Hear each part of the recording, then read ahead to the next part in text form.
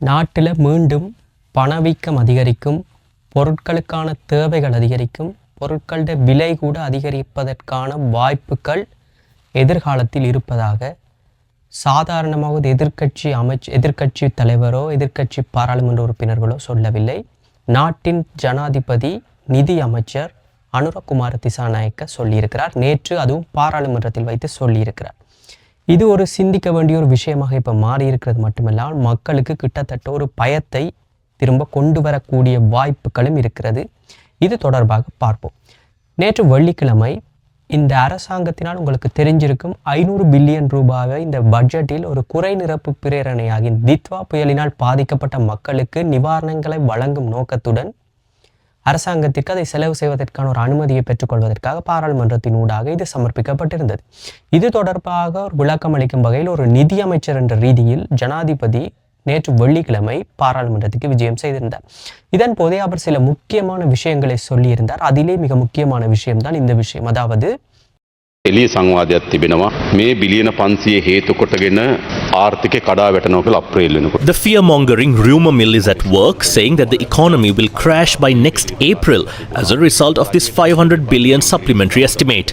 இலங்கை அரசாங்கத்தின் treasury திரைசேரியில் 1.2 trillion ரூபாய்கள் இருந்ததாகவும், அதாவது இந்த அனர்த்தத்தின் முன்னதாக 1.2 ட்ரில்லியன் ரூபாய் இருந்ததாகவும், அதை இப்பொழுது தாங்கள் பயன்படுத்த வேண்டிய ஒரு இக்கட்டான நிலைமைக்கு தள்ளப்பட்டிருக்கிறோம் என்ற ரீதியிலான ஒரு கருத்தை சொல்லியிருக்கிறார். அதிலிருந்து தான் இப்பொழுது 500 பில்லியன் ரூபாய் இப்பொழுது இந்த அனர்த்தத்தினால் பாதிக்கப்பட்ட மக்களுக்கான நிவாரணங்களை வழங்குவது தொடர்பாக அரசாங்கம் பயன்படுத்த போகிறது.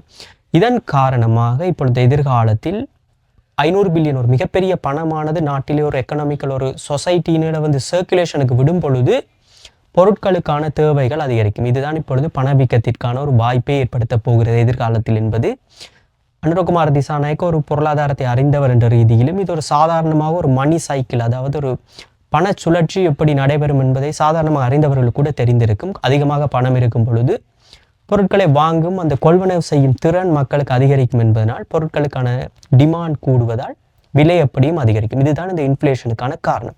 ஸோ இப்படி இருக்கிற நிலைமையில் ஏற்கனவே நாட்டிலே பொருட்களின் விலைகள் இந்த 2022ஆம் ஆண்டு பொருளாதார பிரச்சனையின் பின்னர் ஒரு உச்சத்தை தொட்டத்தில் தான் இருக்கிறது. அந்த நிலைமையில் அது மீண்டும் அதிகரித்தால் இந்த இயற்கை அனர்த்தங்கள், தொழில் வாய்ப்புகளை இழந்தவர்கள் என்று பல சிக்கல்களில் மக்கள் இருக்கும் நிலைமையில் இந்த பிரச்சனை வரும் பொழுது மக்கள் இதை எப்படி சமாளிக்க போகிறார்கள் என்பதுதான் இப்பொழுது மிக முக்கியமான பிரச்சனை. ஸோ இந்த நிலைமையில் அரசாங்கம் மேலும், அதாவது ஜனாதிபதி சொல்லியிருக்கிறார், எதிர்வரும் 2027ஆம் ஆண்டுக்கு முதல் நாட்டிலே ஆபத்தான பகுதிகளில் மக்கள் யாரும் வசிக்க மாட்டார்கள் என்றும் அவர்கள் அனைவருக்கும் பொருத்தமான பாதுகாப்பான இடங்கள் வழங்கப்பட்டுவிடும் என்ற ரீதியிலான ஒரு உத்தரவாதத்தை பாராளுமன்றத்தில் வைத்து தெரிவித்திருக்கின்றார். இந்த நிலைமையில் ஜனாதிபதியின் இந்த உரைக்கு அப்பால் பிரதமர் ஹரணி அமரசூரிய சொல்லியிருக்கிறார், இந்த நாட்டின் இயற்கை அனர்த்தம் மற்றும் இந்த பணங்களை மீண்டும் சொசைட்டிக்கு கொடுப்பது என்ற ரீதியினால் நாட்டின் பொருளாதார இலக்கில் எந்த விதமான பாதிப்பும் ஏற்படாது என்ற ரீதியிலான ஒரு கருத்தை அவர் சொல்லியிருக்கிறார். அது மட்டும் இல்லாமல் இந்த ரீபில்டிங் ஸ்ரீலங்கா உங்களுக்கு தெரிஞ்சிருக்கும், அரசாங்கம் இந்த இயற்கை தித்வா புயல் வந்ததன் பின்னர் அது தொடர்பான முகாமைத்துவம் செய்வதற்காக ஒரு ஃபோரம் ஒன்றை உருவாக்கி இருந்தது. அதுதான் இந்த ரீபில்டிங் ஸ்ரீலங்கா.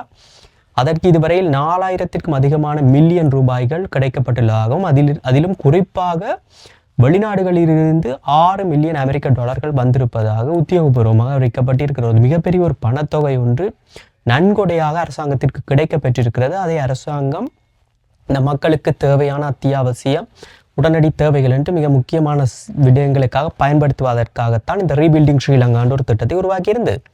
இந்த நிலைமையில் ஹரணி அமரசூரிய சொல்லியிருந்தார், இந்த குறிப்பாக இந்த சிறுவர்கள் கல்வி பாடசாலை தொடர்பான மிக முக்கியமான தரவுகள் சிலவற்றை சொல்லியிருக்கிறார்.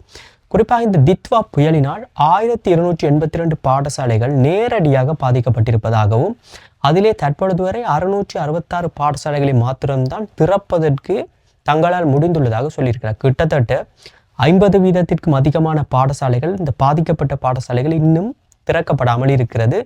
மாணவர்களின் பிள்ளைகளின் கல்விகள் அனைத்தும் ஒரு மிக முக்கியமான ஒரு கேள்விக்குறியில் வந்திருக்கிறது. ஸோ அது மட்டும் இல்லாமல் ஜனாதிபதி தெரிவித்திருக்கிறார், இந்த குழந்தைகளுக்கு இந்த 25,000 சிறு பாடசாலையில் கல்வி கேட்கும் மாணவர்களுக்கு இந்த இது தொடர்பாக பாதிக்கப்பட்ட மாணவர்களுக்கு 25,000 வழங்குவதில் 10,000 ஜனாதிபதியின் நிதியத்திலிருந்தும் 15,000 திரைசேரியிலிருந்தும் வழங்கப்படும். ஒட்டுமொத்தமாக 25,000 வழங்கப்படும் என்ற ரீதியிலும் அவர்கள் அடுத்த தவணை ஆரம்பிப்பதற்கு முன்னதாக இது தொடர்பான அனைத்து முயற்சிகளையும் அரசாங்கம் எடுத்துச் செல்லும் என்ற ரீதியிலான ஒரு கருத்தை சொல்லியிருக்கிறார். நேற்று முழுவதும் எதிர்க்கட்சி ஆளும் கட்சி என்று மிக முக்கியமான உரைகள் பாராளுமன்றத்திலே நடைபெற்றிருந்தன. அந்த நிலைமையில் மனோ கணேசன் எம்பி, குறிப்பாக இவர்தான் இந்த மலையகத்திற்கு சென்று அந்த மக்களுக்கு காணி வழங்குவது தொடர்பாக வடக்கு கிழக்கிலேனும் தான் காணியை பெற்றுத் தருவேன் என்ற ரீதியில் தெரிவித்திருந்தார். ஒரு நல்ல எண்ணத்திற்காக, ஒரு மனிதாபிமான நோக்கத்தில் தான் அவர் தெரிவித்திருந்தார். அது மிகவும் ஒரு பாசிட்டிவ் கமெண்ட்ஸையும் கொண்டு வந்திருக்கிறது, நெகட்டிவ் கமெண்ட்ஸையும் கொண்டு வந்திருக்கிறது. மக்களுக்கு சில அரசியல்வாதிகள் சொல்கிறார்கள் அது நல்ல விடயம், தாங்கள் அதை வரவேற்கிறோம், இருந்தபோது மலையக மக்களின் அரசியல் பிரதிநிதித்துவம் எந்த விதத்திலும் பாதிக்காத வகையில் தான் இதை செய்ய வேண்டும் என்ற ரீதியில் ஒரு தரப்பான ஒரு கருத்தும், இன்னொரு தரப்பானவர்கள் மலையக மக்களை மலையகத்தில் இருந்து அகற்றக்கூடாது, அதுதான் அவர்களுடைய தாய் பூமி, அங்கே தான் அவர்கள் வசிக்க வேண்டும், அவர்களது உரிமையை அவர்களுடைய தாய் நிலத்தில் தான் பெற்றுக் கொடுக்க வேண்டும் என்ற ரீதியிலான கருத்துக்களையும் சொல்லியிருக்கார். இந்த நிலைமையில மனோ கணேசன் எம்பி நேற்று பாராளுமன்றத்தில் சொல்லியிருந்தார், அட்லீஸ்ட் இந்த அவசரகால சட்டம் உங்களுக்கு தெரிஞ்சிருக்கு, இப்பொழுது இலங்கையில் ஒரு எமர்ஜென்சி ஆக்ட் ஒன்று இருக்கிறது. இந்த புயலினால் பாதிக்கப்பட்ட பிரச்சனைகளால் ஜனாதிபதிக்கு ஒரு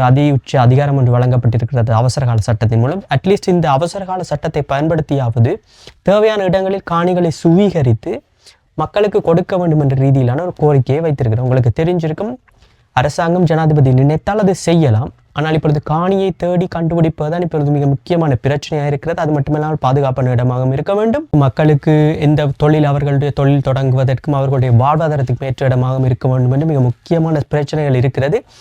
இந்த நிலைமையில் தான் அரசாங்கம் இதை பொறுமையாக கையாள வேண்டும் என்று தான் பொதுவாக அனைவரும் எதிர்பார்க்கிறார்கள். இருந்த போதும் அந்த மக்களுக்கு ஒரு தீர்வு வழங்கப்பட வேண்டும். ஏற்கனவே ஜனாதிபதி சொல்லியிருக்கிறார், 2027 ஆண்டுக்குள் ஆபத்தான பகுதிகளில் மக்கள் வசிக்க மாட்டார்கள் என்ற ரீதியிலான ஒரு உத்தரவாதத்தை கொடுத்திருக்கிறார். ஸோ பொறுத்திருந்து பார்ப்போம். இது மலையக மக்களுக்கும் பொருந்தத்தான் வேண்டும் என அவர்களும் வாக்களித்து தான் இவர் ஜனாதிபதி ஆகியிருக்கிறார். அது மட்டும் இல்லாமல் அவர் முழு நாட்டுக்கும் ஜனாதிபதி. ஸோ பொறுத்திருந்து பார்ப்போம் அரசாங்கம் ஜனாதிபதி என்ன விதமான காரியங்களை செய்ய போகிறார் என்று. அந்த நிலைமையில் ஏற்கனவே நான் சொன்னது போல இந்த இன்ஃப்ளேஷன்ஸ் எதிர்காலத்தில் அதிகரிப்பதற்கான வாய்ப்பு இருக்கிறது என்று சொல்லித்தான் இப்பொழுது பேசப்படுகிறது பரவலாக. இருந்தாலும் இந்த அமெரிக்கன் டாலரானது அதிகரிக்கப்படுமா என்ற ரீதியில் சில கருத்துக்கள் நேற்று முன்தினம் எல்லாம் வந்திருந்தது. இருந்த போதும் தற்பொழுது வரை அது அமெரிக்கன் டாலரின் அதாவது பையிங் ரேட் வந்து 305 ரூபாய்த்தான் இன்று தற்பொழுது வரை காணப்படுகிறது. பெரிதான ஒரு அதிகரிப்பை காட்டவில்லை. இருந்தாலும் அது குறையவும் இல்லை என்பதுதான் மிக முக்கியமான ஒரு பிரச்சனை. ஏனென்றால் ஆட்சி மாற்றம் நிகழ்ந்த போதே இந்த ரேட்டில் தான் இருந்தது, 300க்கு அதிகமாகத்தான் இருந்தது. அது குறையவில்லை. குறைந்தால்தான் உண்மையாகவே ஒரு நிஜமான பொருளாதார வளர்ச்சி நாட்டிலே அதாவது மணி சர்க்குலேஷன் ஒழுங்காக நடந்து ஃபாரின் ரிசர்வ்ஸ் எல்லாம் ஒழுங்காக வருகிறது என்ற அர்த்தம். உங்களுக்கு தெரிஞ்சிருக்கும், இந்த 2022 ஆண்டிற்கு முன்னர் உண்மையான ரேட்டாக இருந்தது 155 ரூபாய் தான் ஒரு அமெரிக்க டாலரின் பெறுமதி. ஸோ இப்பொழுது 300 ரூபாய் என்பது கிட்டத்தட்ட 2 மடங்காகி இருக்கிறது. இந்த நாட்டிலும் இப்படி நடந்ததில்லை. ஸோ இது தொடர்பாகவும் அரசாங்கம் ஒரு கவனத்தை கொள்ள வேண்டும். ஸோ மக்கள் இந்த பெரும்பாலான பிரச்சனைகளில் பாதிக்கப்பட்டு, குறிப்பாக இந்த இயற்கை அனர்த்தங்கள், உயிரிழப்புகள், அவர்களுடைய சொத்துக்களை இழந்து, வீடுகளை இழந்து மிகவும் சிக்கலான நிலைமையில் இருக்கிறார்கள். இந்த நிலைமையில் மீண்டும் ஒரு 2022 ஏற்பட்ட யுகம் ஒன்று வந்துவிடக்கூடாது என்பது தான் பொதுவாக மக்கள் வேண்டிக் கொள்வது மட்டுமில்லாமல் இந்த அரசாங்கத்திடமிருந்தும் எதிர்பார்க்கும் ஒரு முக்கியமான விடயம்.